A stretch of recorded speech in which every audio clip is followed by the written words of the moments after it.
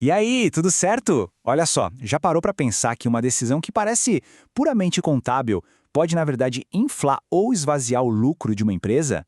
Pois é, hoje a gente vai desenvendar os métodos de avaliação de estoque. E ó, isso é muito mais do que só burocracia, viu? É estratégia de negócio pura. Bora mergulhar nesse assunto? Pensa comigo numa situação bem simples. Uma loja compra, sei lá, um produto por R$ 10. Beleza. Na semana seguinte, o preço sobe e a loja tem que comprar mais desse mesmo produto, só que agora por R$ 12. Aí chega alguém e compra uma única unidade. A pergunta é, qual foi o custo dessa venda? Foi 10 ou foi 12? Essa perguntinha aparentemente boba é o coração do nosso quebra-cabeça de hoje. E para a gente montar esse quebra-cabeça, nosso roteiro vai ser o seguinte, ó. Primeiro, a gente entende qual é o tal do dilema do estoque. Depois, vamos para o grande embate, PEPs contra WEPs. Na sequência, a gente conhece o caminho do meio, que é o custo médio. Daí a gente bota os métodos em ação para ver como funciona na prática. E para fechar, a gente descobre por que a escolha importa tanto assim. Então, vamos lá, começando pelo começo. Afinal, por que precisa existir um sistema para avaliar o que está guardado no estoque? A resposta é simples, porque os preços mudam o tempo todo. Pensa bem, uma empresa compra o mesmo item hoje, depois semana que vem, depois mês que vem, e quase nunca o preço é o mesmo. Então precisa ter uma regra, um critério claro para definir o custo do que foi vendido. Se não tivesse essa regra, ia virar uma bagunça, né? Cada um ia poder escolher o custo que fosse mais conveniente, e aí a conta do lucro nunca ia fechar direito. Chegou a hora de conhecer os dois grandes protagonistas dessa história, que têm lógicas, assim, completamente opostas. De um lado, o PEPs. Do outro, o WEPs. O PEPs, que significa primeiro a entrar, primeiro a sair, tem uma lógica super intuitiva. É só pensar num supermercado, na prateleira de leite. O que o pessoal do mercado faz? Coloca os leites com a validade mais próxima na frente para saírem primeiro, certo? Para não estragar. A lógica do PEPs é exatamente essa. Os primeiros produtos que entraram no estoque são os primeiros que saem na hora da venda. Simples assim. Agora, o WEPs é o completo oposto. É o último a entrar, primeiro a sair. Para entender, imagine uma pilha de areia. Quando alguém vai pegar um pouco de areia, normalmente pega de onde? Do topo, né? A última areia que foi jogada ali. Essa é a lógica do WEPs. Os produtos mais novos, os últimos que chegaram no estoque, são os primeiros a serem considerados na hora da venda. Então, a grande sacada está aqui, ó. No PEPs, o custo que vai para o resultado da empresa é o custo dos produtos mais velhinhos, que foram comprados lá atrás. Já no WEPs, é o contrário, o custo da venda é baseado nos preços mais novos, mais recentes. E essa diferença, gente, nossa, ela causa um impacto gigante no resultado financeiro da empresa, como a gente já vai ver. Tá, mas e se a gente não quiser ir nem para um extremo, nem para o outro? Será que não tem uma terceira opção? Um caminho do meio? Tem sim. E ele se chama custo médio. É o custo médio ponderado. Pensa nele como se fosse um grande liquidificador.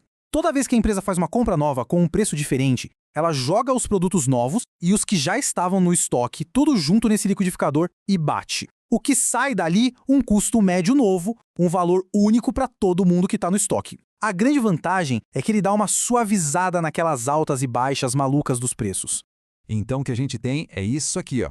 De um lado, o PEPs, que manda os custos mais antigos para a despesa primeiro. Isso, num cenário de inflação, geralmente significa um custo menor.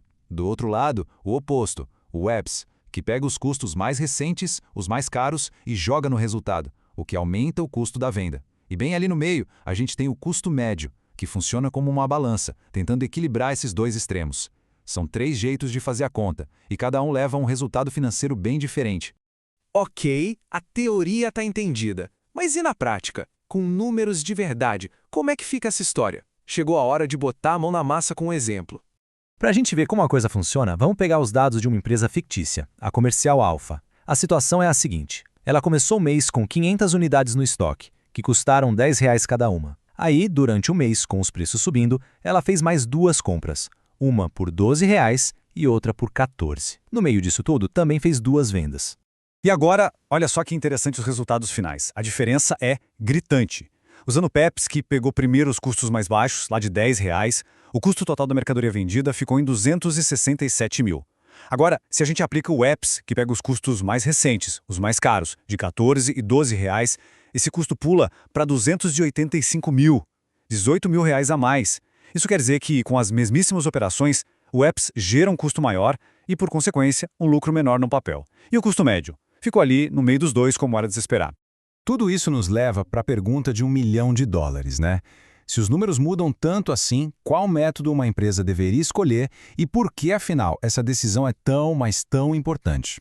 E aqui vem o pulo do gato. No Brasil, essa escolha não é 100% livre. O método EPS, pasmem, ele simplesmente não é aceito pela nossa legislação do imposto de renda. E por quê? A lógica é bem simples. Num cenário de inflação, com os preços subindo, o EPS joga o custo lá para cima, o que faz o lucro tributável diminuir. E lucro menor significa menos imposto para o governo. Por isso, o fisco não aceita. Já o PEPS é aceito.